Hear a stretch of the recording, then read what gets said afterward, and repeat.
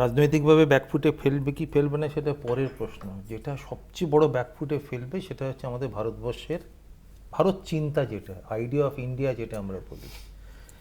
আপনি কল্পনা করতে পারেন যে একটা রাজ্যের মুখ্যমন্ত্রী বলছেন যে যারা মাতৃভাষা বাংলা লিখবে আমাদের বুঝতে সুবিধে হবে যে তিনি বিদেশি। আচ্ছা, এই পশ্চিমবাংলায় কলকাতা রাজ্যেই কয়েক হাজার অসমিয়া মানুষ বাস করে, তারা কি তাদের সেন্সাসে তারা মাতৃভাষা যদি অসমিয়া লেখেন তাদের ওপর কি কোনো আক্রমণ নেমে আসবে, নাকি এটাই স্বাভাবিক?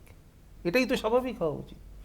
আজকে বাংলা বলার অপরাধে উনি যেটা বলছিলেন, এটা তো আমরা দেখেছি যে দিল্লিতে মানে নাগরিক সুবিধার যে ন্যূনতম যে প্রয়োজনগুলো, ইলেকট্রিক এবং জল, এই দুটোকে বন্ধ করে দেওয়া হয়েছে। এবং সবচেয়ে মজার ব্যাপার হচ্ছে যে শুধুমাত্র একটা বিশেষ ধর্মীয় পরিচয়ের মানুষরাই যে শুধু এতে আক্রান্ত হচ্ছেন তা নয়, আমরা সংখ্যাগুরু শ্রেণীর মানুষদেরও আমরা এই ব্যাপারটায় আক্রান্ত হতে দেখছি। এবং সবচেয়ে মজার ব্যাপার হচ্ছে 4-5টির মতো পুশ ব্যাক মানে কেস হয়েছে এখনো পর্যন্ত বাংলাদেশের দিকে ঠেলে দেওয়া হয়েছে। এবং অদ্ভুতভাবে সেই মানুষগুলোকে কিন্তু পশ্চিমবঙ্গ সরকারের হাতে তুলে দেওয়া হচ্ছে না, তুলে দেওয়া হচ্ছে বর্ডার সিকিউরিটি ফোর্সের হাতে, এবং তারা তাদের বাংলাদেশে ঠেলে পাঠিয়ে দিচ্ছে। যার জন্য হচ্ছে কি পশ্চিমবঙ্গ সরকারের কাছে কোনো খবর থাকছে না। এবং মজার ব্যাপার হচ্ছে যে যতগুলো মানুষকে এইভাবে ঠেলে পাঠানো হয়েছে বাংলাদেশে, প্রত্যেকটি ক্ষেত্রে প্রমাণ হয়েছে যে এটা ভুল।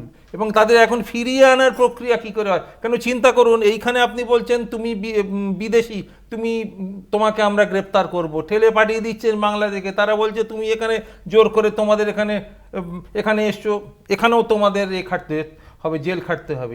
এইরকম একটা শশমিরে অবস্থার মধ্যে একটা ভালো সংখ্যক বাঙালি পড়েছে। এবং সত্যি কথাই তো, আজকে মানে আমরা কি দই ছিঁড়ে খাওয়া ছেড়ে দেবো, নাকি আমরা একটা লুঙ্গি পরা ছেড়ে দেবো, যেগুলো দেখে আজকে নাকি একটা ধর্মীয় মানে চেতনা এবং ধর্মীয় পরিচয়ের রূপ পাচ্ছে? এটা তো আমাদের দেশের প্রধানমন্ত্রীর মুখে শুনেছি। এরকম জিনিস ভারতবর্ষের বুকে দাঁড়িয়ে এই জিনিস ভাবা যায় যে দই চিঁড়ে যিনি খাচ্ছেন তিনি বাংলাদেশি?